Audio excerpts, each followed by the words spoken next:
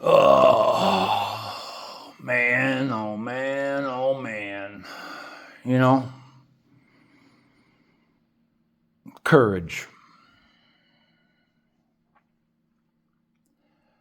As a kid growing up, I had Gen Xer here. So, we had popular tune when I was a kid that I remember Kenny Rogers saying the coward of the county. Courage was mentioned in that.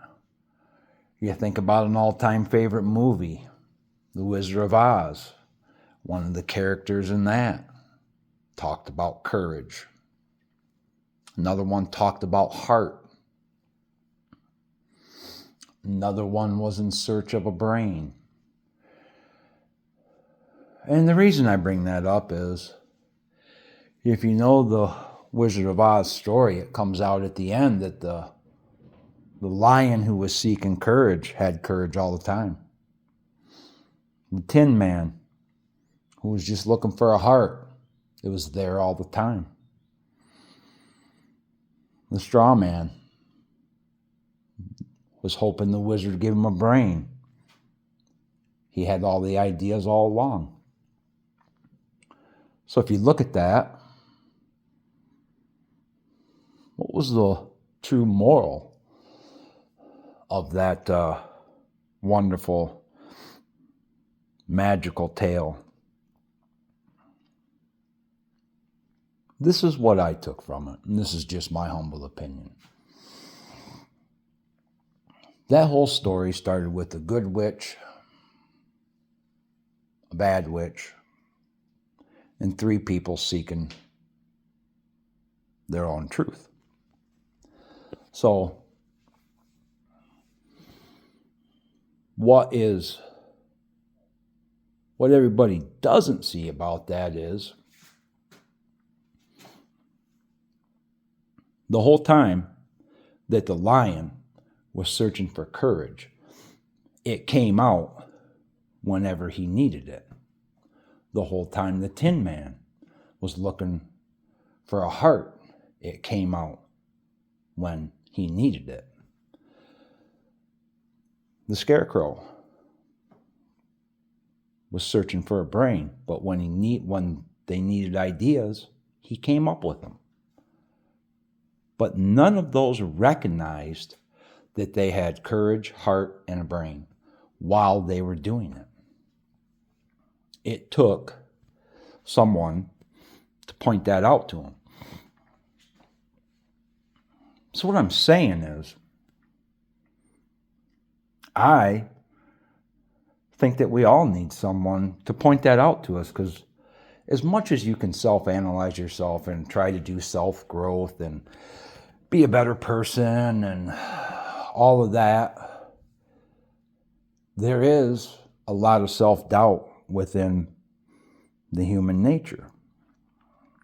And it's that self-doubt that holds us back a lot of the time. Some people, that self-doubt turns into jealousy, envy, and hatred. America's been through turmoil times. Civil War, all the pilgrims came into a new country, and everybody forgets what the history books say about the first settlers of this country, the Pilgrims. They were the second-class citizens of the crown. They came from the lower parts of walks of life. Some of them were criminals, some of them were thieves, some of them were... They were all rejected from the crown society. They didn't fit into their narrative. So, separation has been going on for, I don't even know how long. No one knows how long humans have been on this planet. But what I do know is that if we haven't been able to eliminate separation and racism in like 5,000 years or however long we've been around. Do you really think we can in a year or two? I don't think so. Instead, maybe we should look within ourselves and try to change one person at a time, starting with yourself. Now, if you're one of them people that is sitting there listening to this and saying, well, there's nothing wrong with me, I don't need to self-evaluate. You, my friend, are part of the problem. Because there's always room for improvement. There's always room to be kinder. There's always room to seek more knowledge. There's always room to improve. And it's the desire to become better that drives a lot of these people. And it's, you know, I don't know how to get these labels off of people and get a conversation going. You guys killed the guy that was doing that extremely well. That's why you killed him, because he was getting people to think. And the most respectful way that I've seen, now I know there's people out there saying he's a racist and all of that, and I leave that up to you. What I can tell you is that what I have seen of his videos, and an ungodly amount has come out. I just seen a guy trying to have a conversation. I never seen him get mean or nasty with people. I seen him try to make light of situations, trying to de-escalate it. I seen a master in the art of conversation. And I seen a human that was rock solid in his faith. And I admire that. I truly do. And it's not just because of what he was saying, because a lot of what he was saying resonated with me, because I also believe that to be truth. But what I'm saying is the amount of confidence and courage to put his faith out there on the table. This is who I am. This is what I believe. Can you prove me wrong? And that seemed to be his whole platform or his whole movement. And are you going to get everybody to believe your beliefs? I don't think so. I just don't. That's why, in my opinion, there's been so many different religions. I mean, leaping lizards now. Look over at the Middle East. I mean, Jews and Christians and Muslims, they've been fighting. I don't even remember when the first disagreement came onto a stone tablet, but it was a long, long time ago. I mean, isolation is not the key.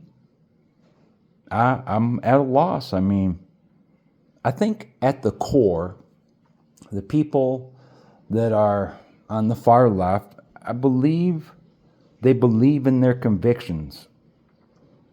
And I don't disagree with their convictions. I think they're trying to improve the world through their eyes, which is fine.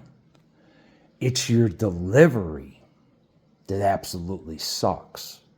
It's your delivery that pushes people away. Your delivery of in your face justification. You're a moron if you don't agree with me. Nobody wants to be called a moron. Do you? Would you respond to someone saying your beliefs are stupid, you're an idiot, blah, blah, blah, blah, blah. How would you respond to that? I just don't think people think of that. And I guess that's the message today is, before you get all irate, whoever you're speaking with, whatever side you're on, you're in the middle, you're on the right, you're on the left, it really don't matter to me. The thing is, whoever you're trying to get to see your point of view, take a couple steps in their shoes. Ask them a few questions about their life, what they've been through. Ask them why they believe what they believe. Actually try and see the world from their point of view for a change. I'm not saying it's going to change your mind and you're going to move to the right or you're going to move to the left, you're going to stay in the middle or whatever.